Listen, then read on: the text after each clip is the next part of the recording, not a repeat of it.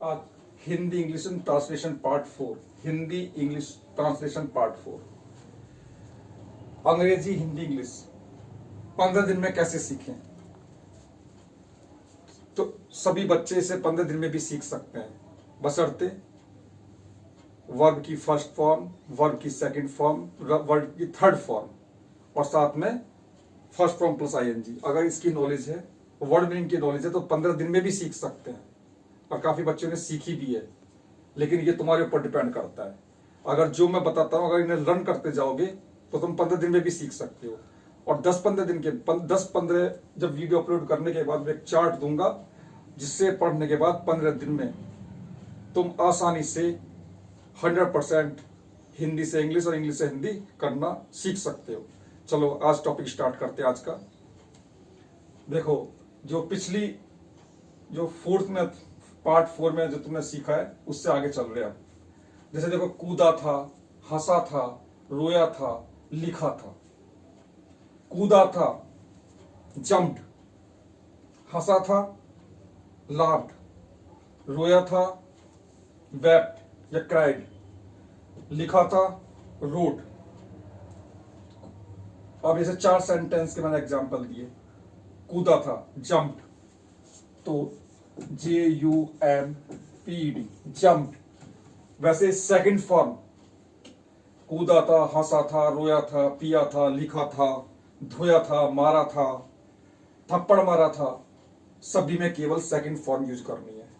जैसे जम्प्ड, हंसा था, laughed, LAUGHED, laughed. रोया था, क्राइड। लिखा था, रोट।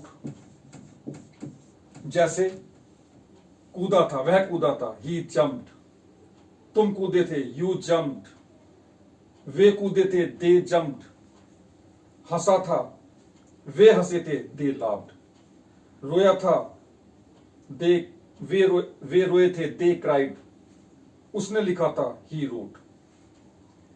केवल तुम्हें सेकंड फॉर्म यूज करनी है वर्ब की, और आवाज के आधार पर जम्प्ड कूदा था, लाफ्ड हंसा था, क्राइड रोया था, रोट लिखा था, या लिखा था रोट। इस तरह से तुम्हें याद करना है।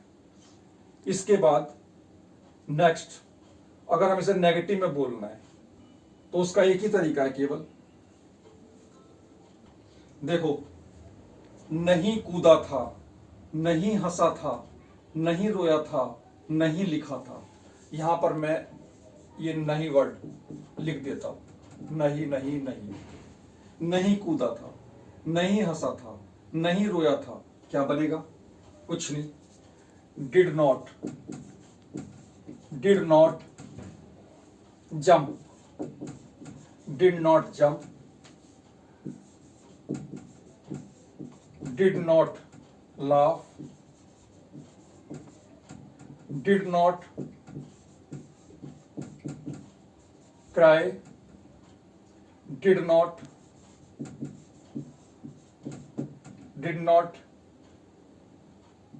write।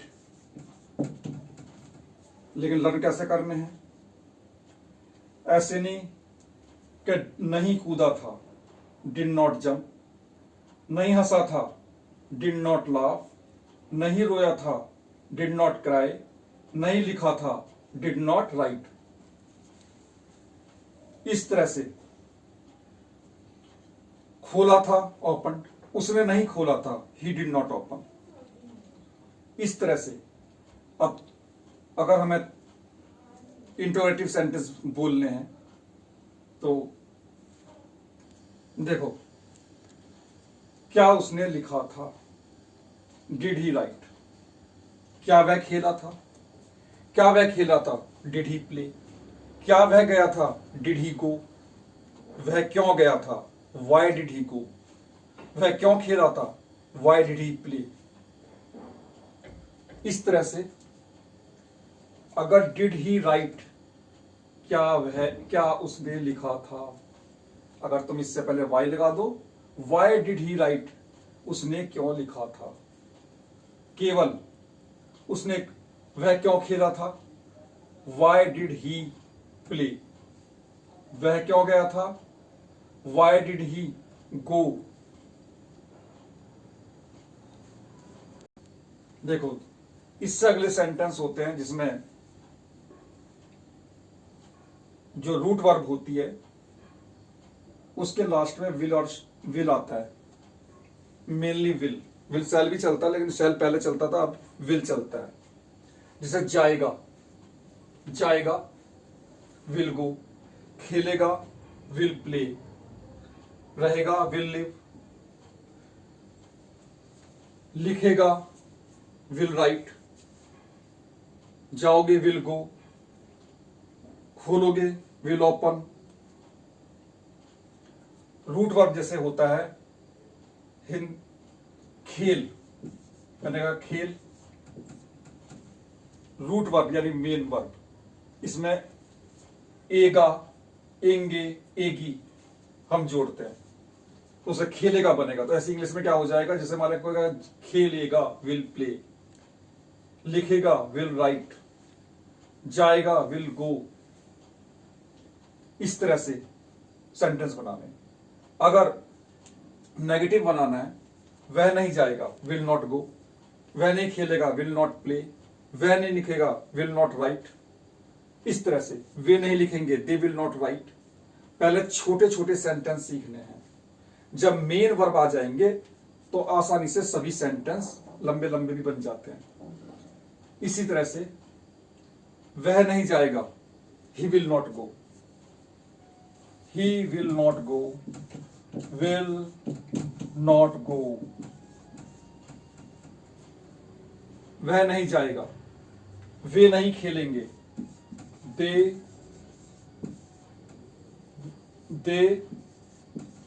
Will not play.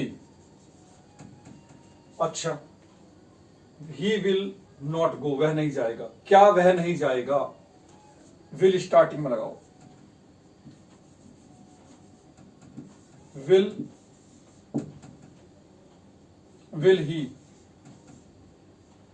He not go, will he not go. They will not play, क्या वे नहीं खेलेंगे?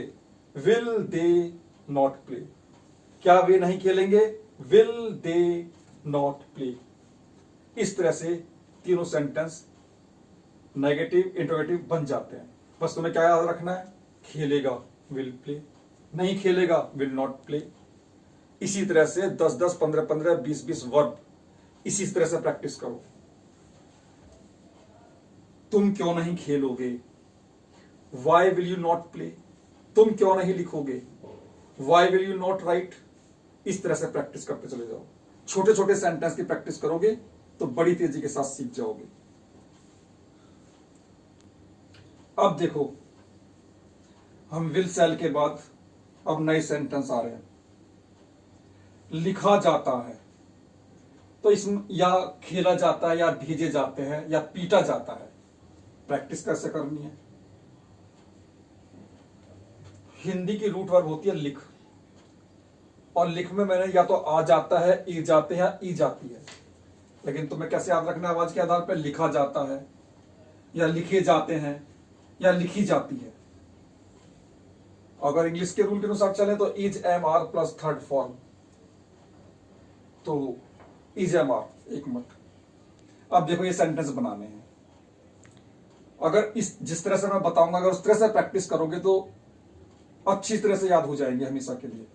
लिखा जाता है, इज रिटन। अगर कोई बोलता है इज रिटन, तुम कह दो लिखा जाता है।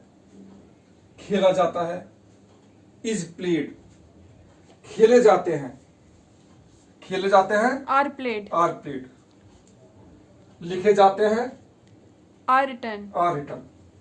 भेजे जाते हैं, आर सेंट। Are Saint. पीटा जाता है, आर बीटन। Are beaten. या पीटे जाते हैं, आर बीटन। ठीक है, पीटे जाते हैं या पीटा जाता है। पीटा जाता है इज बीटन, पीटे जाते हैं आर बीटन। मुझे पीटा जाता है, आई एम बीटन। रूल से सीखना है। लिख प्लस आ जाता है, ए जाते हैं, ई जाती है। लिख है प्लस आ जाता है, ए जाते हैं, ई जाती है। लिखा जाता है। लिखे जाते हैं या लिखी जाती है। जब लिखा जाता है तो या इज आर में से एक आ सकता है, जैसे हमें लिखा जाता है, वी आर रिटन, हमें लिखा जाता है वी आर रिटन। उन्हें लिखा जाता है दे आर रिटन। तो देख लो, भेजे जाते हैं आर सेंट, एकदम समझ जाओगे। हमें भेजा जाता है। इस तरह से अब इसी से आसानी से जैसे लिखा जाता है इज रिटन, इज रिटन लिखा जाता है। अगर नहीं लिखा जाता है, नहीं लिखा जाता है, नहीं लिखा जाता है, इज नॉट रिटन, नहीं लिखा जाता इज नॉट रिटन, नहीं खेला जाता इज नॉट प्लेड, नहीं भेजे जाते हैं आर नॉट सेंट, नहीं पीटा जाता है आर नॉट बीटन, या नहीं पीटा जाता है is not beaten. According to subject, subject हम अभी मैं बता नहीं रहा हूं क्योंकि सब्जेक्ट हमें केवल वर्ब सीखना है। इससे पहला बाद में जब ये वर्ब अच्छी तरह से याद हो जाती है तो आसानी से सीख जाते हैं। देखो, मैंने जैसे एक तरह के सेंटेंस बताए हैं कि पत्र लिखा जाता है, तो मैंने बोला था ए लेटर इज रिटन। तो क्या पत्र लिखा जाता है? Is a letter written. पत्र क्यों लिखा जाता है? इसी से पहले वाई लगा दो, why is a letter written. सभी सेंटेंस इसी तरह से बनाने हैं। उन्हें पत्र क्यों भेजा जाता है? पत्र क्यों भेजा जाता है? Why is a letter sent to him. Letter उन्हें क्यों भेजा जाता है? इस तरह से प्रैक्टिस करोगे तो काफी सेंटेंस अच्छे से आ जाएंगे। अब नेक्स्ट चलते हैं, और नेगेटिव और इंट्रोगेटिव इसी तरह से बनाने हैं। अगर यहां पर जो हेल्पिंग वर्ब होती है जैसे इज एम आर या वाज वर्ब या विल सेल, उसे हम स्टार्ट में लिख देंगे। Is am are was verb will shall etcetera, जितने भी हेल्पिंग वर्ब हैं, अगर उसे हम स्टार्टिंग में लिखते हैं सेंटेंस में, तो उसमें हिंदी में आवाज क्या से शुरू होती है? जैसे लिखा गया था, खेला गया था, लिखा गया था, वाज रिटन। खेला गया था, वाज प्लेड। पीटा गया था, वाज बीटन। या पीटे गए थे, वर बीटन। प्रैक्टिस इस तरह से करनी है। इसमें भी क्या आता है? Was were plus third form of verb. Was were plus third form of verb. पत्र लिखा गया था, सब्जेक्ट हो गया, लेकिन हमें सीखना लिखा गया था, लेटर वाज रिटन। लिखे गए थे, वर रिटन। लिखा जाएगा, अब अगला लिखा जाएगा, विल बी रिटन। खेला जाएगा, विल बी प्लेड। जैसे will be plus third form of verb, third form of verb.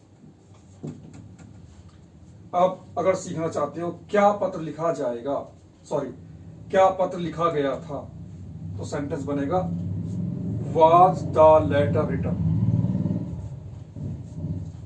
क्या पत्र लिखा जाएगा,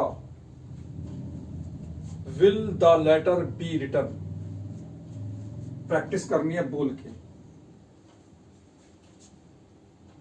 was were plus third form of verb. जब लिखा गया था, लिख में आ गया था, लिख में आ जाएगा, लिख में आ जाएगा, विल बी थर्ड फॉर्म। लिख में आ गया था, was verb plus third form verb, was verb plus third form of verb. Practice उसी तरह से करनी है जैसे मैं पिछली वीडियो में भी बता रहा हूं, इसमें भी बता रहा हूं। केवल लिखा गया था वाज रिटन, खेला गया था वाज प्लेड, खेले गए थे वर्ब प्लेड, मैच खेले गए थे द मैच वर्ब प्लेड। इस तरह से लिखना है। और बहुत सारे सेंटेंस आगे वीडियोस में बताता रहूंगा, लेकिन पहले रूल सीखने हैं। लिखा जाएगा एकदम बोल दो विल बी रिटर्न, खेला जाएगा विल बी प्लेड, इस तरह के सेंटेंस।